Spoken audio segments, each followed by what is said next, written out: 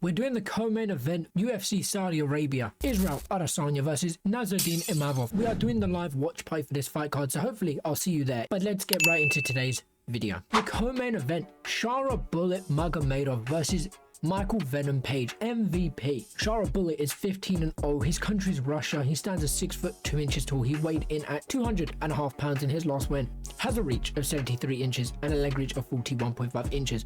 While Michael Venom Page, on the other hand, is 22-3. His country is England. He stands at 6 foot 3 inches tall. He weighed at 170 pounds in his last win. Has a reach of 79 inches and a leg reach of 42 inches. A 0.5 inch leg reach for Michael Venom Page. A 6 inch reach advantage for Michael Venom Page. And a 1 inch height advantage for MVP.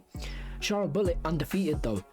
Michael Venom Page, 3 losses. MVP has a lot more experience than Shara does, at least based off the records. I know these two like to strike, and Shara Bullet, with a double elbow knockout in his previous fight, I do believe, is huge. Is huge. And MVP coming off a loss to Ian Gary, and I know these two like to strike, so MVP has the range. He can keep Shara Bullet back, but he's got to be very careful because Shara Bullet has very dangerous knees and elbows in close. That doesn't mean MVP doesn't have dangerous elbows and knees, but MVP has the advantage here to keep it at a range, to keep the distance, to force Shara back, to make him respect him. Shara Bullet has to show no respect and move forwards, has to find ways through MVP's guard and break down that range.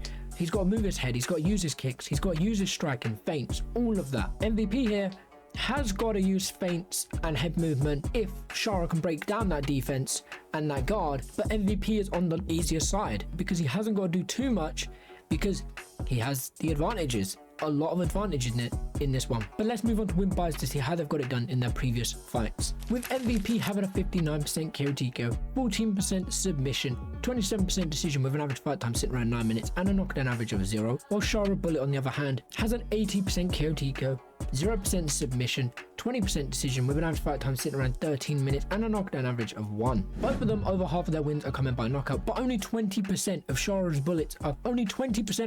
wins are coming by decision. He doesn't have any submissions. Most of it's knockouts or a decision win. I feel like MVP's best thing to do is to use his range. He doesn't need to take the risks to get in close, to get the takedowns, to go for a submission. He can use his range, keep it at a distance. He hasn't got to take that risk. Shara Bullet, he's just going to come forwards, brute force, come at you and try and take you down. Not even take you down. He's going to try and knock you down and knock you out.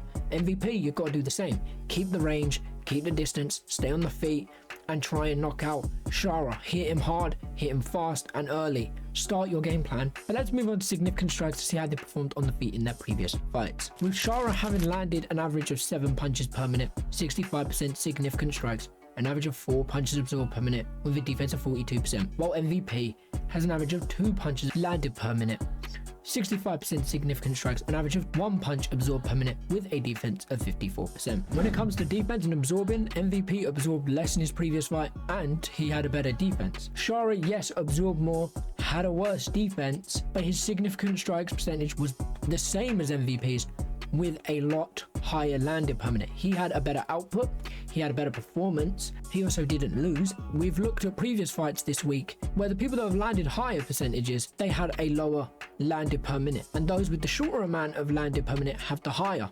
Shara has the exact same for both. He has a high landing and a high significant strike percentage. MVP landed a lot less. This could be a tough one. If MVP doesn't improve on that output and keeps that defense, he could win. If he improves on he could keep his defense the same realistically, as long as he absorbs roughly 1 to 2 punches, has a defense of 54%, but improves the output and the significant strike percentage. Not even improve that, keep that the same with the higher landed per minute, he will win. But again, it's based off what he does in per round. If he lands 5 punches in the first round, 100% significant strike percentage, that doesn't matter because Shara could land 50 punches and only get a 10%. He'd win that round because of the output alone and the work that he's doing. He's committing to the fight, while MVP wouldn't be as committed. So MVP's got to commit and he's got to make a statement. But let's move on to the grappling to see if it does go down, who could benefit better. With Shara Bullet having a 0 takedown average, a 0% takedown accuracy, a 71% takedown defense, and a 0 submission average, while MVP had an average of 0 takedowns, 25% takedown accuracy, 63% takedown defense, and a submission average of 0. Based off of this stats, MVP would benefit better, but Shara's takedown defense was too good. in his previous fight. MVP also had good takedown defense. I think if one of them gets hurt, they're going to go for a takedown. But realistically, I don't think MVP should go for a takedown in this one. I feel like that is such a waste of time and waste of reach if he goes for a takedown. What is the point of going for a takedown when you have 6 inches over him, which is a big difference? We're normally seeing 0.5s, 1, 2, 3 inches. We're seeing a 6-inch difference here. MVP can do what he did in Bellator, where he kept his range, did all the showboat and stuff, because of how much reach he has here. He hasn't got to take any risks to get on the inside. And I believe Shara should be the one who not tries to get takedowns, but tries to feint takedowns to get MVP thinking so that Shara can get on the inside a lot quicker. You know, if he feints going for a double leg, MVP could drop his guard, try and defend it, and Shara could come in with some big shots. So how do I think this fight plays out? I think it stays on the feet. I think it's going to be a difficult fight for MVP if MVP can't keep his range. I think Shara, undefeated, probably stays undefeated in this fight. I think Shara is going to figure out ways to get on the inside to cut down the range. And I think MVP is going to struggle at keeping the range. But I do expect some showboating from MVP. Not too much, but just quite a bit. And I feel like if Shara doesn't get the knockout, or MVP doesn't get the knockout, I feel like it could be a decision either way. Because MVP, if he doesn't use his reach and range, then Shara is going to win. If he does use his reach and his range, MVP will win. But it's also who wants to fight, who actually is there to fight, who has the heart, who actually is game. And if MVP isn't game, MVP loses.